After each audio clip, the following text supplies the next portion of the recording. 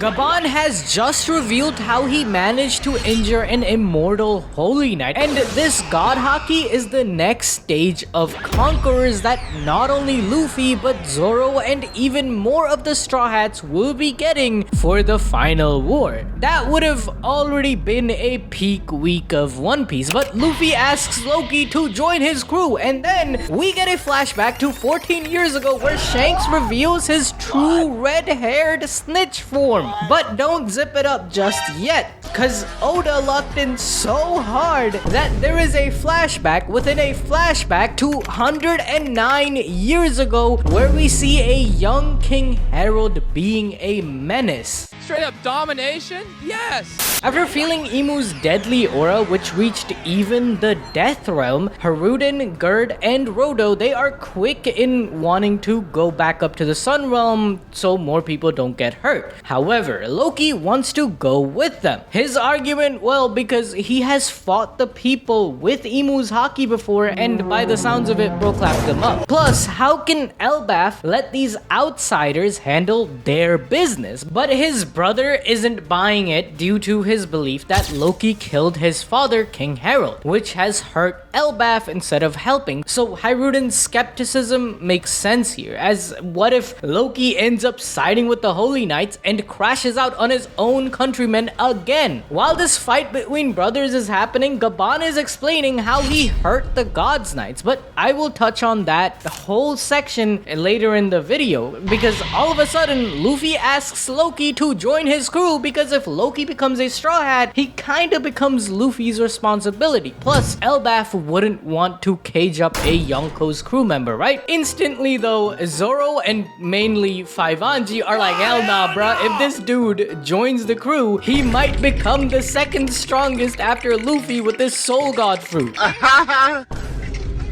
On a serious note though, both their arguments are valid. Zoro can't think of a way for Loki to fit on the ship. A normal giant is larger than the Sunny, and they already look tiny compared to Loki, who has ancient island puller DNA. Plus, how the hell are they gonna feed Loki? We saw bro was munching on that meat at the same rate as Luffy. How is Faivanji supposed to find even more locks for the fridge, bruh? But Luffy says that Elbaf doesn't want him, and he seems alright. Plus, if he tries anything, Luffy can just beat him up. Through Luffy's confidence here, Oda is basically telling us or confirming that Loki is still weaker than Luffy. As absurd as Loki joining the crew seems, especially after being burnt by the prospect of Carrot joining, or especially Yamato last arc, honestly, on the surface, Loki seems like a better candidate. Hear me out, okay? Hear me out. Other than the person he was speaking to on the snail last chapter, Loki doesn't really have any friends or even an actual home since Elbaf finds him too dangerous. If we are fighting against Imu and his goons in the final war, then an asset like Loki makes perfect sense. Plus, he does the thing of rejecting Luffy's offer. Almost every Straw Hat on the crew has done something similar, where Luffy had to prove himself or convince them to join throughout an arc, especially a super strong member. Zoro didn't want to join up with a pirate since he was literally the pirate hunter, and he thought his willpower was larger than Luffy, so he was like, why would I join your crew, bruh? Nami was working for Arlong and stole the Mary, rejecting Luffy's offer. Sanji had to be pushed by Zeph and the restaurant to pursue his dream of finding the All Blue, as he had said no to Luffy at first. Even Robin in a way rejected the crew so that no harm would come to them in Water 7. The size issue isn't even that big of a deal, since we have a mechanism at the Owl Library which can change the size of books. With Vegapunk on the island, I'm sure they can jerry-rig a machine that can shrink Loki down. The only thing stopping this from happening is the fact that Loki sees himself as the sun god of destruction, with him being inspired by Rocksteady Zebek. Luffy and the Straw Hats parallel Roger, so it's more likely that Loki will go on his own path after the Elbaf arc, where he figures out that Luffy is actually the real Nika. But he won't stray too far away from Luffy, because just like Rocks, Loki's hate for the celestial dragons and the current world world order will bring them together. So with Imu showing up in Elbaf and turning into a direct enemy of Luffy, Loki will accompany the gang to Mariejois and wreak havoc alongside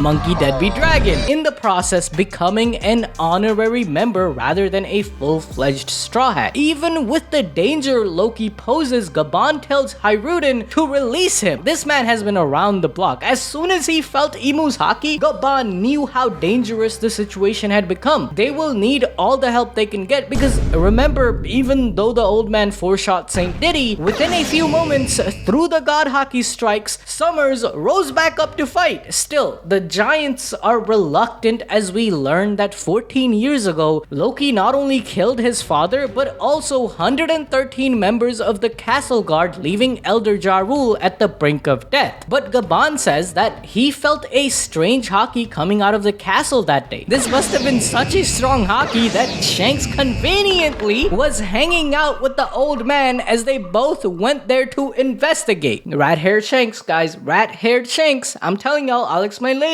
With that haki now feeling similar to the God's Knights and Imu, I don't think we have the whole story yet. Throughout all of this though, Luffy only heard Shanks and locked into the Yap session, asking Zoro, Sanji, and the rest of the giants to leave for the Sun World. While Luffy, Hiruden listened to the backstory of that day to figure out if they should let Loki out or not. He gets 3 minutes to explain everything that happened 14 years ago. Instantly, Loki says that it's cruel for them to ask him to relive that day, which gives a sympathetic vibe towards Loki's perspective. Before bro was even born, King Harald prophesied that he would be killed by his own son. Then the Horse of Fortune died, followed up by Ja Rule's brother. The hero Jorul perished by the hands of Big Mom. These events, especially after his mother's death, caused Loki to feel isolated, as if he's the reason for all the bad things happening in Elbaf. I bet the villagers didn't directly show it, but they definitely made Loki feel unwanted. Kinda similar to how Naruto, when parents of other children would tell their kids to not play with the demon fox child. This resulted in Loki crashing out and taking his pranks for attention so far that he burnt down a whole village while his father was away. So with the king and the guards dead, Loki being at the location, having eaten a fruit he wasn't supposed to, it was easy for everyone to point their fingers at the young prince. From Loki's perspective, 14 years ago, he and Ja Rule were invited to the castle by King Harald. On the way, we learned that the king was definitely working with the world government, as Loki says he sold out to the people that killed rocks. Ja Rule, however, is kinda tired of all the politics stuff. Loki is angry that the new generation of giants are raised without the warrior culture of Elbaf, but instead feel like weaklings who can't even fight. Ja Rule, though, likes that change in Elbaf. He wants his great-great-grandchildren to not see combat and instead pursue peace, because we know the giants are a complex culture. They have schools, libraries, and love knowledge. It's a complete opposite characterization we have heard of them on the outside world. My guess is that 800 years ago, they had the luxury to pursue these interests, but now, to stay free and independent of government control, they had to embrace this strong warrior culture as to not be invaded and taken over. Most of the world bows down to the Celestials, not just because they believe in the myth of them being saved by the 20 families that live in Mariejois now, but because if they don't pay the heavenly tribute, no marine will come to protect them while pirates loot and pillage them. Nations like Wano have a natural barrier with strong samurai, so they don't need to worry about all of that. Thus, they stay independent. Similarly, Elbaf, with their giant fighters, no pirate crew would dare to try and pillage them. Thus, no reason for them to join the world government. However, something changed in King Harald's heart. Over 109 years ago, he was already a king by age 45, which is around 15 years in the giant age. He was running around pirating with Dory and Broggy, chasing baddies like the rest of us. He was considered a pure scum and largely one of the reasons for ELBAF's scary reputation. However, something compelled him to change up the culture of ELBAF as we see in the future, and I think that was him finding a hus. Not someone born in ELBAF, but an outsider. Just like Gaban, a human came in and married Ripley, King Harald fell in love with a giant girl not from ELBAF. This really made him feel how bigoted the giants of ELBAF had been, as mentioned by Nami in chapter 1137. Rodo says that humans do this too, but that doesn't make it right, which made Harald realize that life isn't all about war and fighting, which only divides. He instead wanted to bridge gaps between ELBAF and the rest of the world. That's why he was known as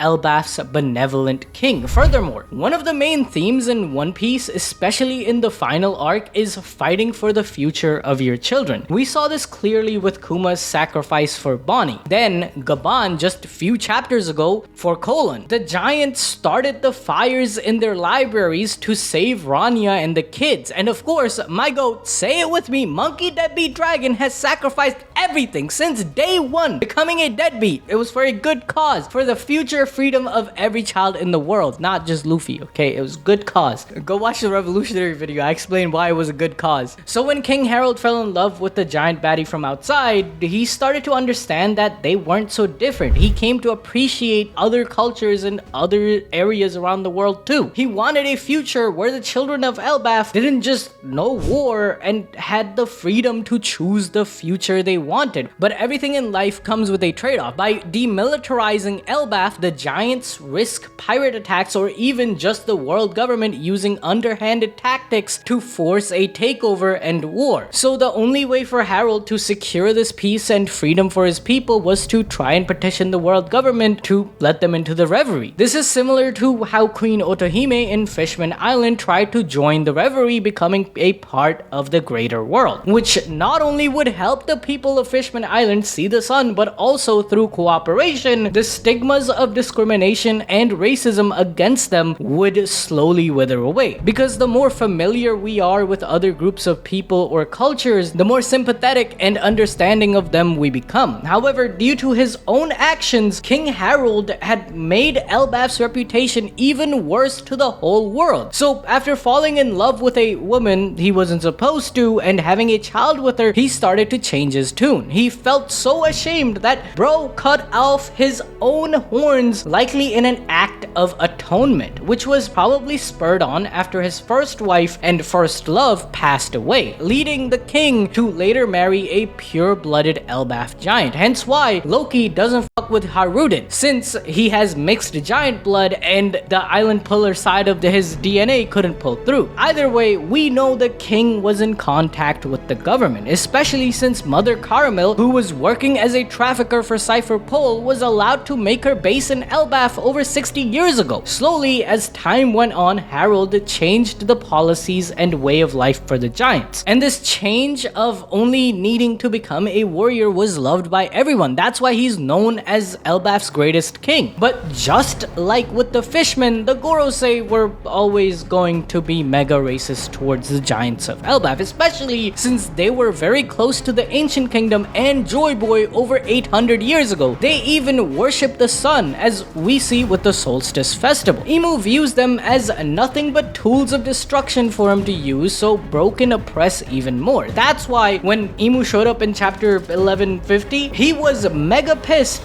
that the ELBAF giants had started to become pussies. It contradicted his image of the world. This operation in ELBAF currently was supposed to go down over 14 years ago though, of the government finally making giants submit to them. We already know how much of a boner they have towards giants, having a whole unit of them in the navy and even funding research to make artificial ones. They are one of the strongest weapons the world has to offer naturally, so it's possible that King Harald was in Mariejois and Imu had put his mark on him. Or one of the God's Knights has the power to manipulate people similar to Doflamingo, leading to the moment we see in the flashback of King Harald being stabbed by his guards as he was about to make a devilish decision that would endanger all of ELBAF. And at this very moment, Loki and Ja Rule strolled in, causing Imu to not only take over Harald but the guards at the castle too. We know Imu must have descended defended because of the insane haki we see emanating from the castle, which is just like the present. And that's the same castle where Shamrock and Gunko teleported into. The gates were closed and a massacre begun. And the only people surviving were the two strongest, Ja Rule and Loki. With Loki using his conquerors to blast Imu away, I don't think Loki did this massacre because bro was wielding a hammer while Ja Rule is having a sword stuck on his head. If it was really Loki, then people would be smashed to death, not cut, alright? We also see a mysterious figure finding the chest that holds the forbidden fruit of Elbaf. Now, we know that Loki allegedly ate the legendary fruit 14 years ago, so this could be Loki stumbling upon it, and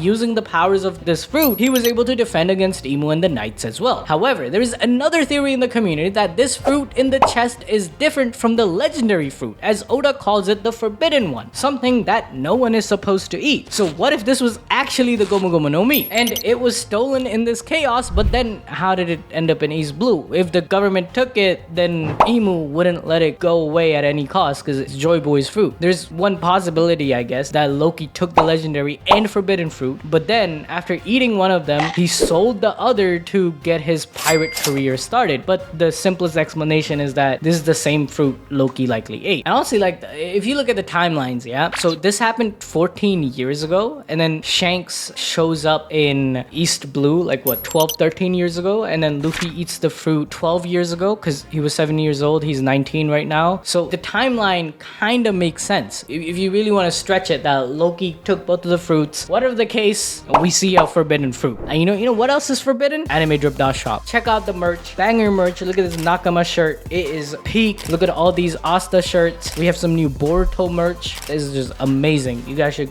definitely buy some Anime Drip. Thank you. Also, the reason Ja Rule hasn't revealed the truth is because of that sword in his head. Bro doesn't remember what happened because he has amnesia because of the sword. You know, it makes sense, right? I'll come up with that on the live stream. Let us out! Who closed the gate? Yo, oh, bro, they're getting massacred. Elder Ja Rule. Ja Rule, bro, what are you doing? Is that, oh, Ja Rule's dead. Is that Ja Rule getting stabbed? Yeah, Ja he's Rule got there. stabbed That's too. how he gets the weapon. Do you think he lost the memory? Ja Rule lost the memory of the thing. He got that stabbed in could- the head. Oh, you're so That's smart, what brother. happened. Hey, said Hey, you thought he was a rat.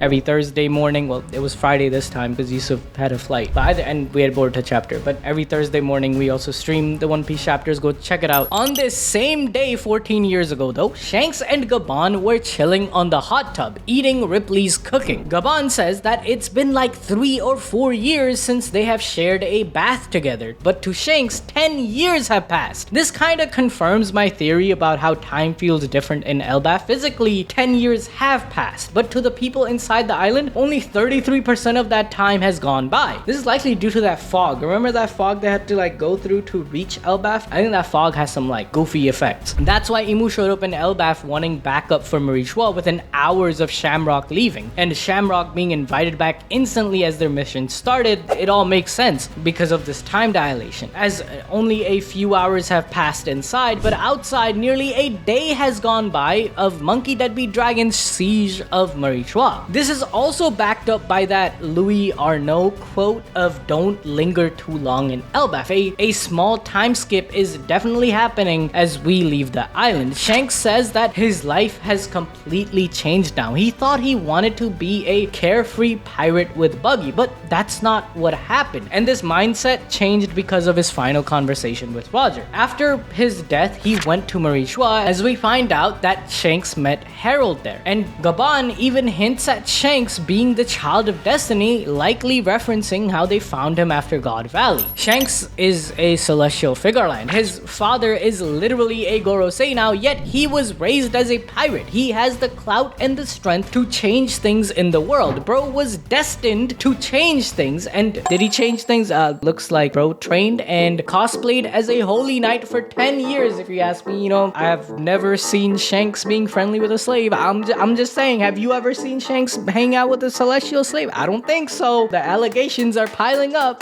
Either way, Shanks's comments regarding Mariejois paints a different picture, like all jokes aside. He says that he got along with King Harald, whom at this point is a pacifist that wants to bring peace to his nation. With Shanks getting along, it contradicts the beliefs of the celestial dragons, where they see them as nothing but weapons or insects. But then Shanks says something sus, okay? He says that he wants to meet the king before it's too late. It's possible that Shanks trained and stayed undercover in Mariejois to learn the ins and outs of the Holy Land to help bring the dawn for the next generation. Balance the powers until the time is right. But during this time, he learned of the plot against Elbaf and how King Harald was being tricked, but he was too late in coming to Elbaf. Maybe honestly, he shouldn't have been goofing around, having a bath with Gaban and eating Ripley's cooking before it's too late, bro. Go talk to him if it's that urgent before it's too late. That is ominous. That is lethal. This dude is a complete rat, okay? Why are you having a hot bath, eating pie, eating food when this man could be dying? You said he was your friend. You thought he was good in Mariejois, but all of a sudden you're stalling.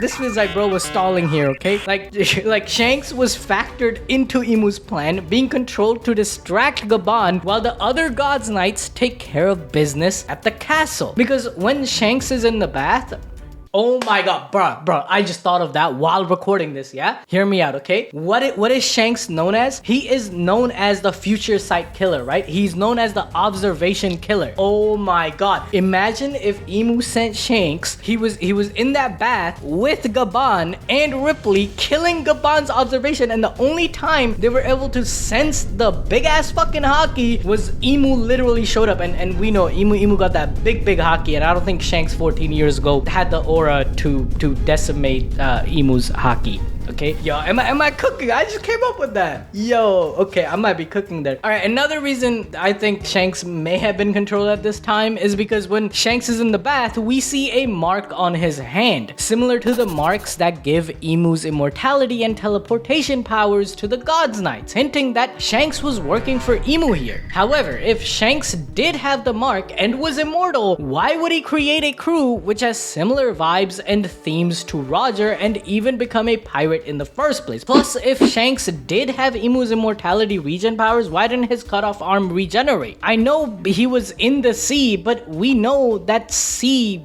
doesn't cancel devil fruit powers, it just weakens the user. I believe that Shanks, after learning about his birth from Roger, went back to Mariejois to understand his celestial lineage. Without coming in contact with them and understanding them, he couldn't make a verdict on the situation. Because, let's be honest, there are some good celestial dragons like Misgard. At the end of the day, Garling is his father, right? Frigarland is his last name. He might have had doubts if he should become a pirate and follow in Roger's footsteps to bring in the dawn, or try and balance the world from the inside, changing things at the very top of the world government. Like how Garp still stays within the Marines to influence the next generation through sword. However, when saving Luffy, it severed his arm with the mark of his celestial lineage. That made him feel sure of his path he must take. Luffy, in a way, liberated him. This mark is also very special because it kinda looks like a symbol of oxygen in alchemy, which is related to like dark magic and all of that stuff. But honestly,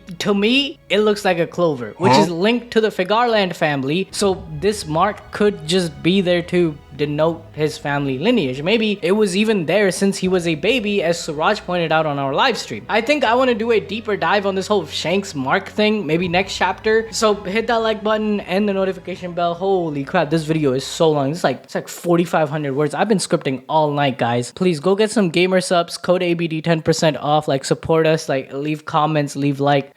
Yusuf's been flying out today, so it's just me all night scripting this chapter, guys. And now the editor's gonna have to edit all day. Whew, 25, I don't even know how long this is gonna be, like 26, 27 minute video, 25. Thank you so much for your support. All right, let's get back to the chapter and get to the part about the Conqueror's Haki and God Haki revelation by Gaban. Because as Chopper says that he will stay in the death realm taking care of Gaban, the old man tells Luffy to be mindful of the way he uses his Conqueror's Haki. Those guys are not immortal. Now, the word mindful is very important here. Up until until now, the way Conquerors has been used is either to make fodders unconscious or to use it to just hit things harder, which Luffy is very good at. But Gaban says to think of the power more carefully, to put some thought into it. Now, y'all know we have our own theory regarding this called God Haki, because it's not just simple conquerors. Luffy already understood how to harness it during the Kaido fight, yet in Egghead, he couldn't damage any of the Gorosei like Gaban's attacks. They kept healing. Instead, this is the final step of Conquerors and Haki as a whole. While normal Conquerors affects the wills of creatures, this mindful use of Conquerors allows the user to affect the will of reality itself, especially realities crafted by devil fruits. And since the God's Knight's immortality comes from Imu's devil contract, it slows or nullifies the regeneration. It's possible that due to his age, Gaban's use of it has degraded. That's why his strikes only did temporary damage to Saint Diddy. However, someone like Loki or Luffy, when they use it, is GG. But this complicated use of God Haki comes naturally to a genius like Loki. That's how he was able to survive against the attack at the castle 14 years ago. Gaban also reveals another person who has been leaking Conqueror's Haki without knowledge this whole time, as Sanji. No, wait. Is it actually Sanji? He started jumping up and down thinking it's him, since bro needs to close the gap between him, Zoro, and Jinbei. There's a reason we call him 5-Anji around here though. Sadly, 5-Anji is all bark, no bite. It's Zoro. Gaban's talking about Zoro. Now, we knew this already, okay? Because in Wano, Kaido literally confirmed it, but Zoro didn't know. Apparently, Luffy knew because that shit was leaking out of Zoro this whole time. Honestly, this makes sense because in like chapter 2, Zoro literally claimed he has more willpower than Luffy. That's why he can't join his group. Plus, his training at the dojo was in a way Haki training, okay? Like, he knew the breadth of all things. Honestly, with this, Zoro might be able to grasp this next stage of God Haki faster than Luffy, because he understands the breadth of all things, or the silent wills of reality around him. Gaban, though, he kind of gets pissed at Zoro. He's like, these youngins nowadays, bruh. What are these guys up to? Like, you're supposed to be the first mate of a Yonko, the future pirate king. What do you mean you didn't know you had Conqueror's Haki this whole fucking time while you're leaking Conqueror's Haki? And Zoro just says, I'm sorry, bro. Honestly, like, did Zoro Sensei not teach him anything? Oh, wait, hold up.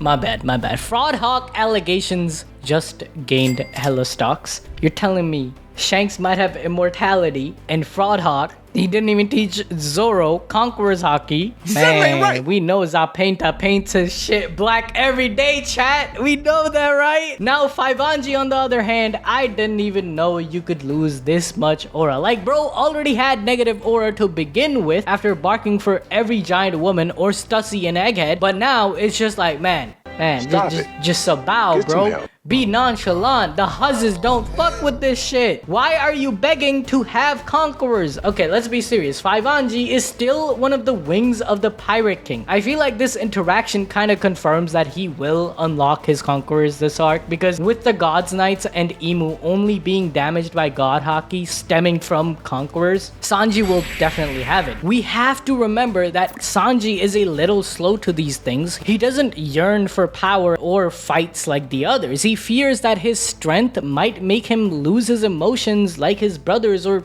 even his father. He doesn't want to assert himself as much because his father is the definition of going overboard with that philosophy, literally conquering his children's bodies through the excuse of science, oppressing their emotions and identities for power. But this arc, Sanji will show us his conquerors in a critical moment to save his nakama like Robin, who is stuck in Saint Diddy's thorns. It's not just Sanji who will have conquerors and God Haki in the final war though, because Nami has already shown glimpses of it, especially putting Luffy in a cage for bad behavior. And hear me out, okay? Hear me out. Usopp will have conquerors after he conquers his fears while defeating Saint Q's nightmares, becoming a brave warrior of the sea. It's his arc. Elbaf is his arc. Right, guys? We have to give him conquerors. Honestly, I don't even think it matters that much for the Straw Hats to not have conquerors Haki when facing Imu's goons, because they already have people like Yamato, Sabo, Boa, Kobe, like, who all have conquerors. Even Don Chinjao, he's part of the Grand Fleet. And of course, my goat, Monkey That Beat Dragon, he's there too. He can honestly 1v5 God's Knight. Like, one dragon is enough for like 5 God's Knights. Like,